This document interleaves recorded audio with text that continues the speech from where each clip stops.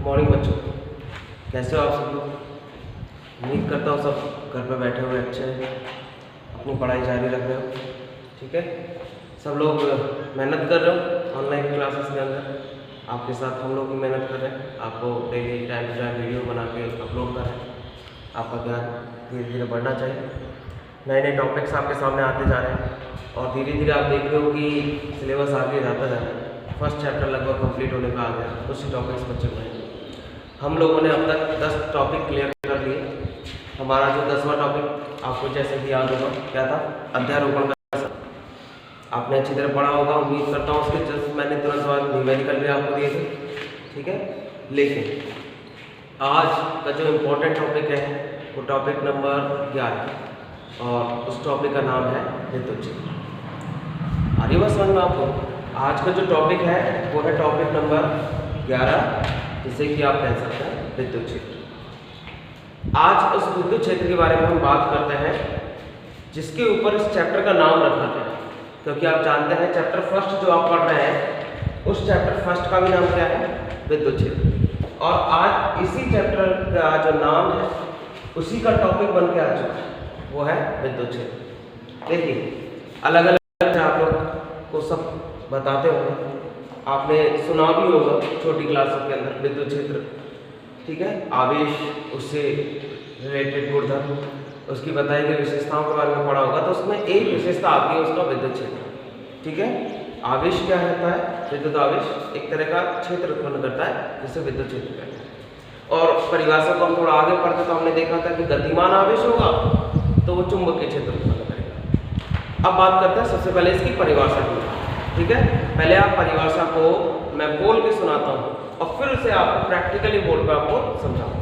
ठीक है, कि जो मैं बोल रहा हूँ उसका मतलब क्या है, उसे निकालेंगे कैसे। तो पहले परिभाषा के ऊपर ध्यान देते हैं। ब्लैक बोर्ड पर जरा ध्यान नजर लगाइए और देखिए, मैंने लिखा हुआ है कि किसी आवेश के चारों ओर उपस्थित या चारों ओर का वह क्षेत्र, ठीक है, जिसमें किसी अन्य आवेश को लाने पर लाया गया आवेश या तो आकर्षण का या प्रतिकर्षण बल का अनुभव करता है, तो उस क्षेत्र को क्या कहते हैं हम लोग, विद्युत क्षेत्र। ठीक है, चलिए आप लोग परिभाषा देखिए, बनाइए और रखिए, केवल बनाना सीखिए, उस चीज को समझिए। अब मैं आपको समझाना है। ठीक है, मान लीजिए मैंने किसी निकाय में, ठीक है, कोई भी आवेश ले लिया।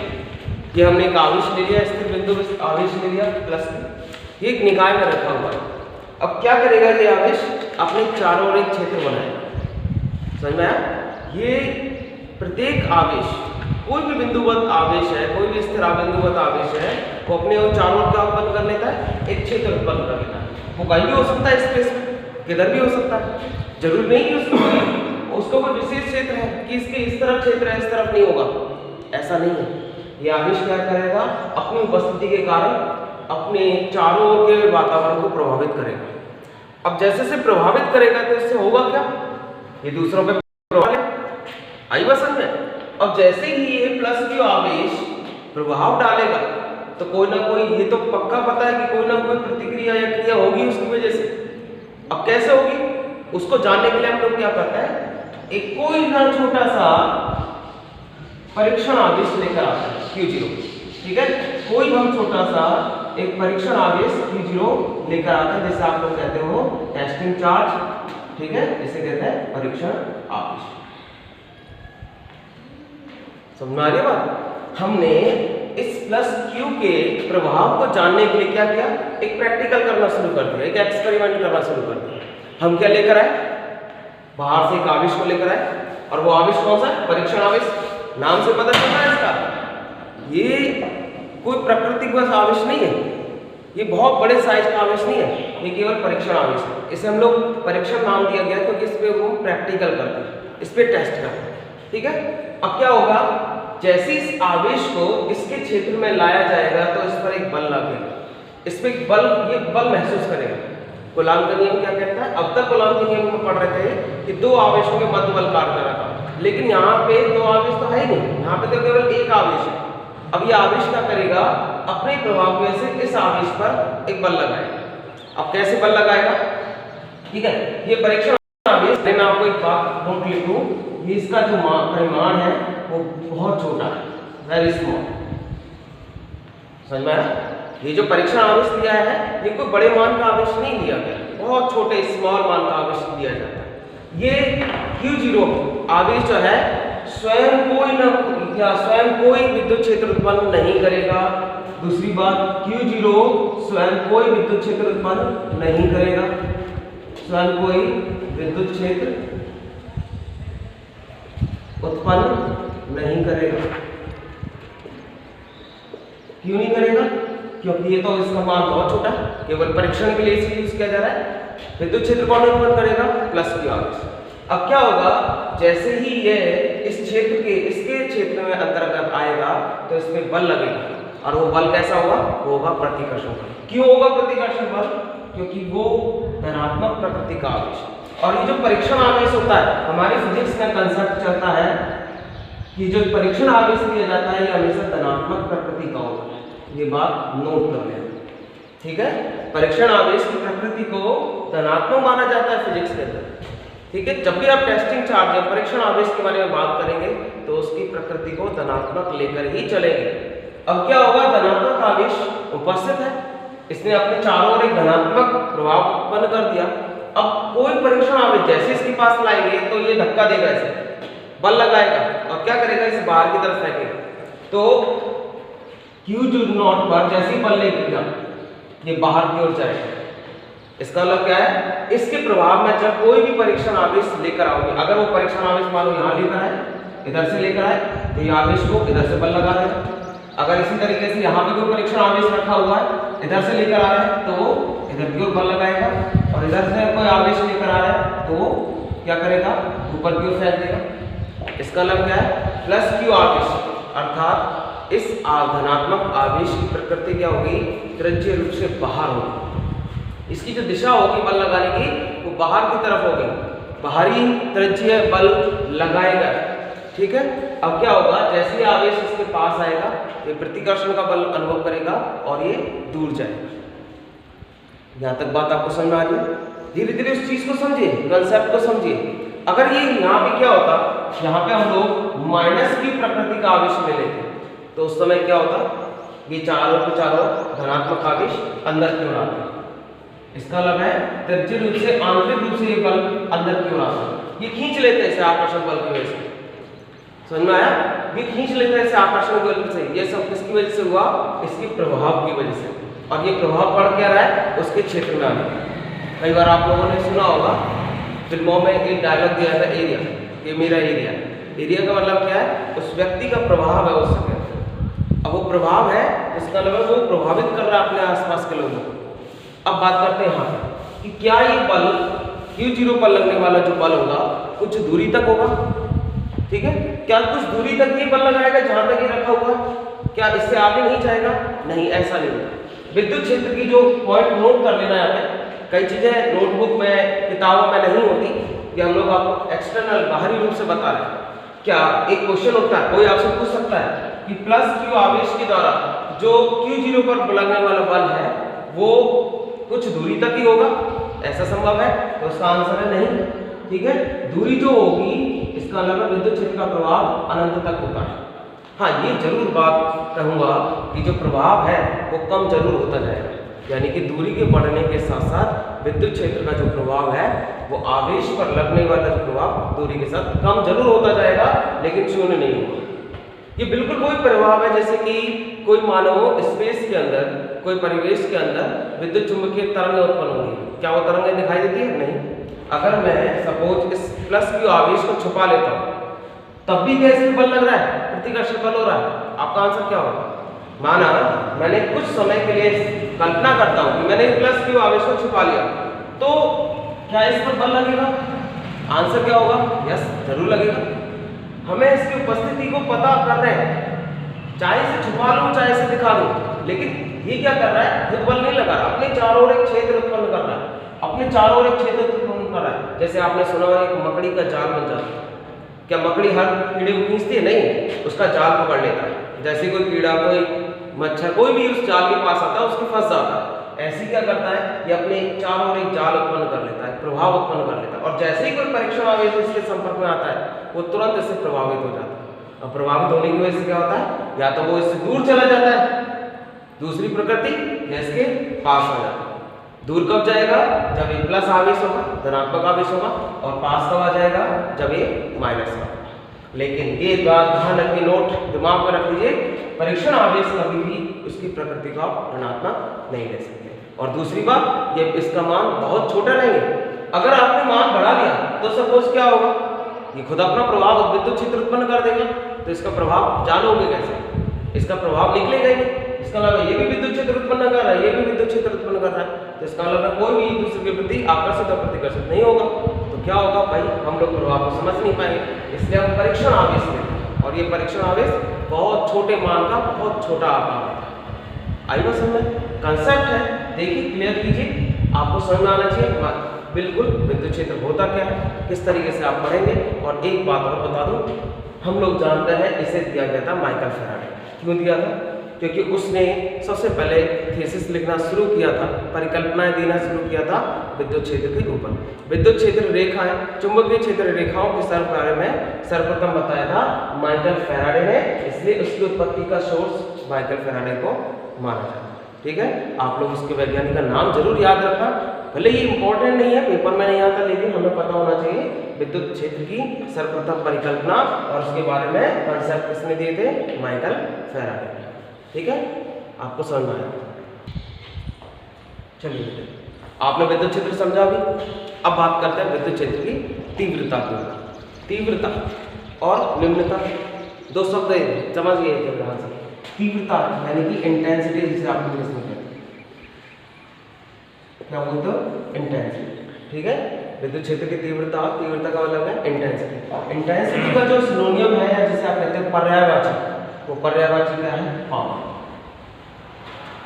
अब देखिए शब्द को जरा सा खोल के देखिए, विद्युत क्षेत्र की ताकत, बल, यानी कि उसकी शक्ति।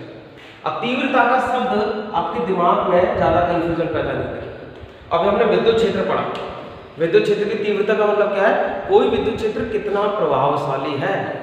आप देखते होंगे, आप छोटे से वायर को देखें और बड़ा ट्रांसफार्मर देखेंगे, दोनों में अंतर क्या है, प्रभाव का।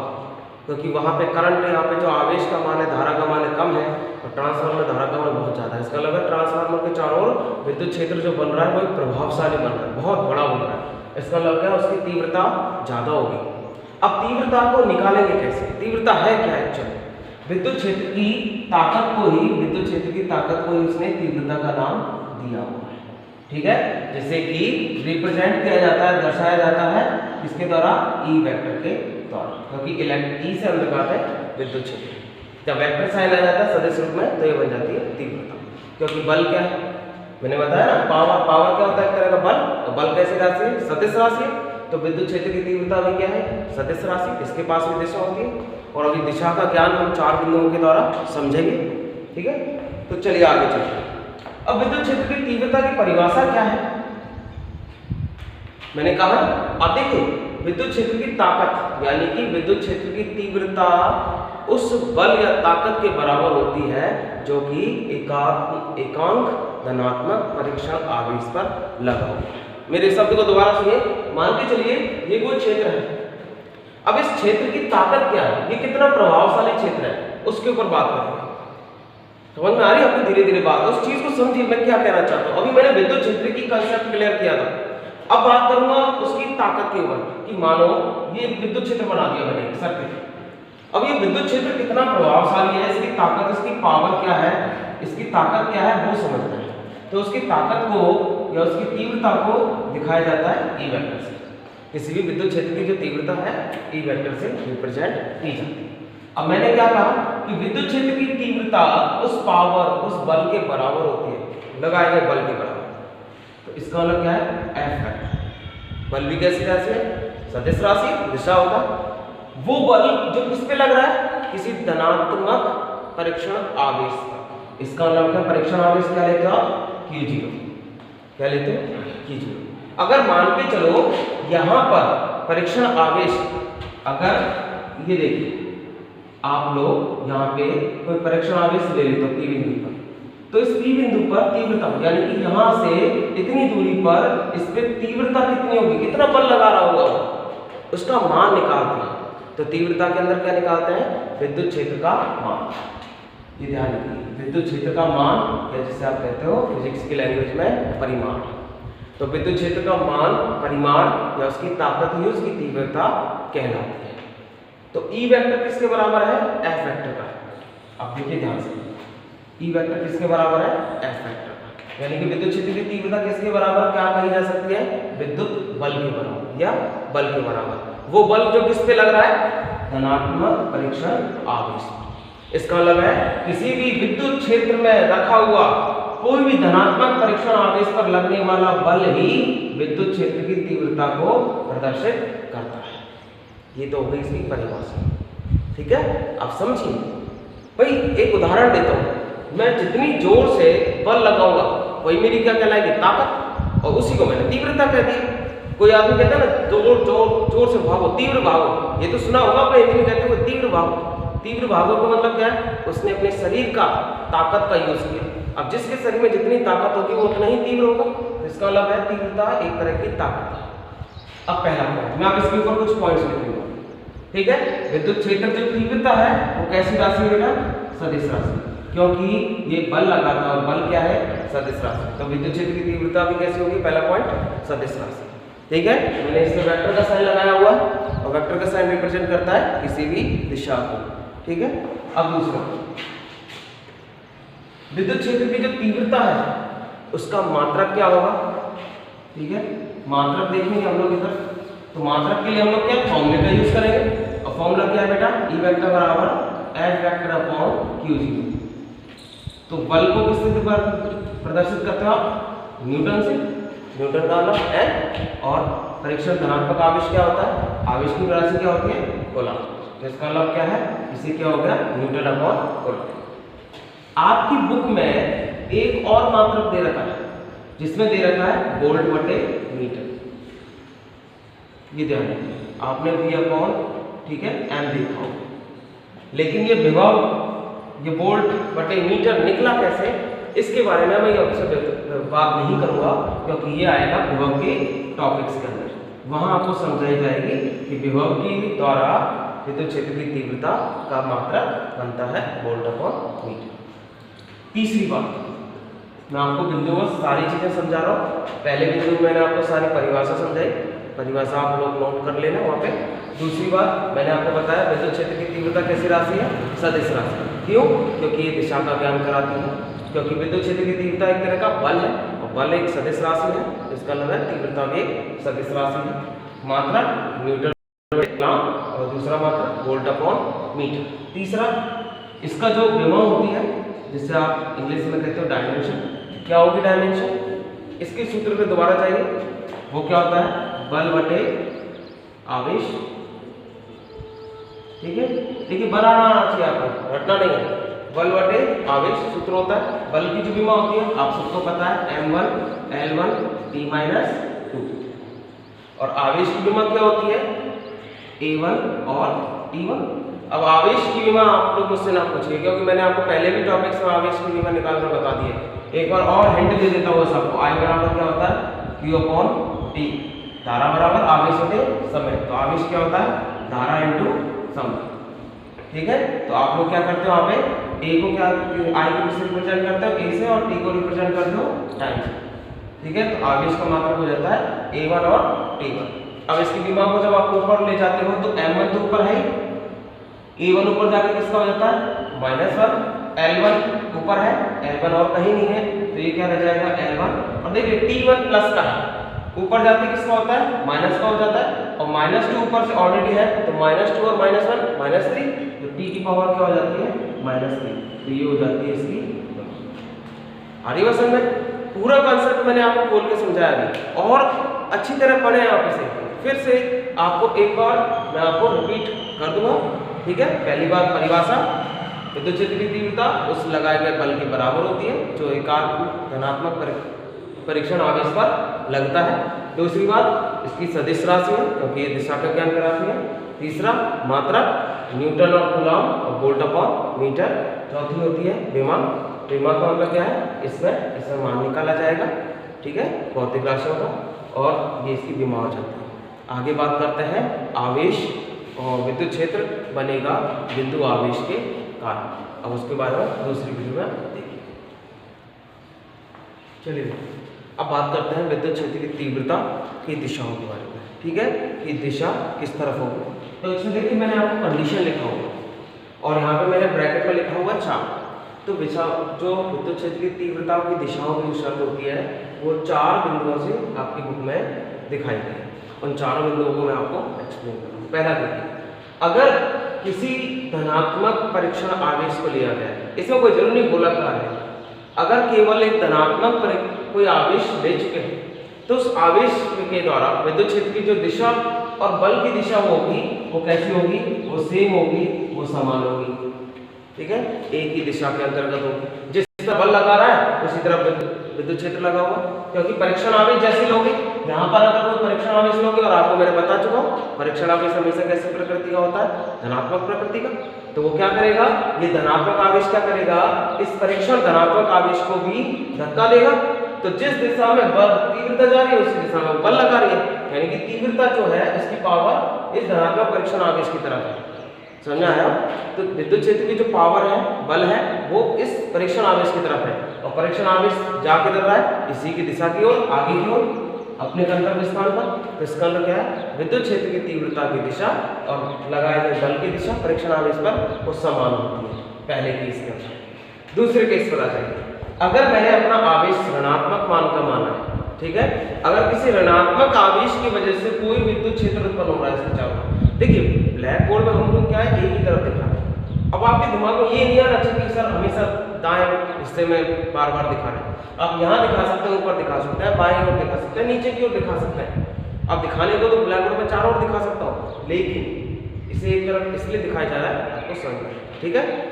मानो अगर किसी ऋणात्मक आवेश के कारण विद्युत क्षेत्र की जो तीव्रता है वो परीक्षण आवेश की तरफ है, भाई हमेशा विद्युत क्षेत्र की तीव्रता जो बल लगेगा, जो वो लगाएगा अपनी ताकत, वो तो परीक्षण आवेश की तरफ है। लेकिन परीक्षण आवेश कैसा होता है, हमेशा धनात्मक प्रकृति का। तो कहाँ खींचेगा, इसकी तरफ, क्योंकि ये कैसा है, ऋणात्मक आवेश, और परीक्षण आवेश है धनात्मक आवेश।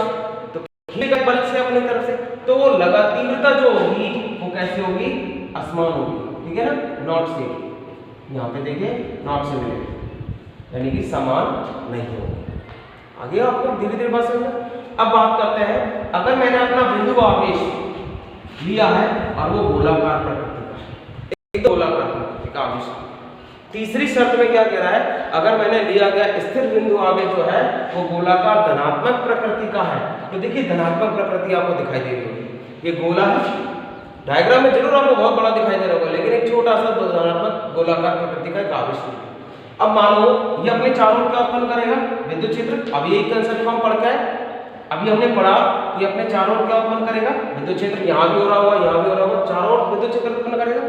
अब मैं कहीं से भी परीक्षण आवेश लेकर आ सकता हूँ। तो माना मैंने यहाँ पे परीक्षण आवेश लेकर आया, या यहाँ पर लेकर आया, या यहाँ पर लेकर आया, सारी शर्तों में क्या कर रहा है, धक्का मार रहा है सबको। क्यों मार रहा है, क्योंकि अपने चारों ओर जो क्षेत्र उत्पन्न कर रहा है वो भी कैसा होगा, धनात्मक प्रकृति का होगा, क्योंकि इसका मान कैसा है, धनात्मक। और परीक्षण आवेश कैसी प्रकृति का होता है, धनात्मक। तो धनात्मक क्या करते हैं, प्रतिकर्षित करते हैं। तो ये क्या करेगा कि जीरो परीक्षण आवेश को बाहर की ओर धक्का मारेगा, और बाहर की ओर धक्का मारेगा तो क्या होगा, प्रतिकर्षण बल अनुभव करेगा। अब धनात्मक प्रकृति होने की वजह से परीक्षण आवेश धनात्मक, प्रतिकर्षण बल अनुभव करेगा। अब आ जाइए चौथी शर्त, उसमें क्या कह रखा है कि अगर आपने गोलाकार बिंदु आवेश तो लिया है, लेकिन वो कैसी प्रकृति का है, वो ऋणात्मक प्रकृति का है। तो इसे आप कह सकते हैं त्रिज्यीय रूप से बाहर की ओर दिशा होगी, लेकिन यहाँ पर जो दिशा होगी वो कैसे होगी, त्रिज्यीय आंतरिक होगी, अंदर की तरफ होगी, उस गोलाकार वस्तु की तरफ होगी, उस गोलाकार आवेश की तरफ होगी, क्योंकि वो कैसे प्रकृति का है, ऋणात्मक प्रकृति। अब देखिए आवेश कैसा है, ऋणात्मक मान का है, तो अपने चारों ओर क्या उत्पन्न करेगा, एक ऋणात्मक विद्युत क्षेत्र उत्पन्न करेगा, ठीक है। ऐसा विद्युत क्षेत्र करेगा जो नेगेटिव प्रभाव डालेगा, नकारात्मक प्रभाव डालेगा, क्योंकि ये खुद भी कैसा है, नेगेटिव प्रकृति का। तो अब मानो मैं किसी भी परीक्षण आवेश को यहाँ से लेकर आता हूँ, कोई परीक्षण आवेश यहाँ से लेकर आया, तो परीक्षण आवेश की प्रकृति को देखो, फिजिक्स के कांसेप्ट के अनुसार भाई धनात्मक रखोगे। अब फिजिक्स के कांसेप्ट में धनात्मक प्रकृति का परीक्षण आवेश लेकर आए तो क्या किया, इस ऋणात्मक नहीं, क्योंकि इसकी ताकत ज्यादा है, तो वही मकड़ी की तरह जाल की तरह काम कर रहा है कि खींच लेगा अंदर की ओर, तो ये धनात्मक परीक्षण आवेश को क्या करेगा, अपनी ओर खींच लेगा। अगर मैं मान के चलो नीचे से लाया धनात्मक परीक्षण आवेश को, जरूरत ना इधर से लाया, नीचे से लाया धनात्मक परीक्षण आवेश, तो वो भी उसकी ओर खिंचाएगा। मैं किसी भी दिशा से धनात्मक परीक्षण आवेश को अगर लेके आऊं तो क्या होगा, सभी धनात्मक परीक्षण आवेश इस आवेश की ओर खिंचाएगा, तो उसकी दिशा कैसे हो जाएगी, गोलाकार, ऋणात्मक गोलाकार बिंदु आवेश की तरफ हो जाएगी, अंदर की ओर हो जाएगी। यहाँ पे कैसे होगी, त्रिज्यीय रूप से बाहर। आई बात समझ में? तो आप चारों शर्त को आप देख सकते हैं, एक एक बिंदु करके मैंने आपको समझाया है, और समझिए से बार बार आप पढ़िए, समझ में जरूर आएगा। ठीक है, आपको समझ बेटा मैंने जो आपको नोट्स आपको भेजे हैं, जो आपको नोट्स अपलोड किए गए हैं, पहले आप उन्हें पढ़िए, और उस नोट्स को पढ़ने के बाद फिर आप इस टॉपिक को समझिए, सुनिए, तो आपको मैं उम्मीद करता हूँ बहुत अच्छी तरीके से समझ में आएगा।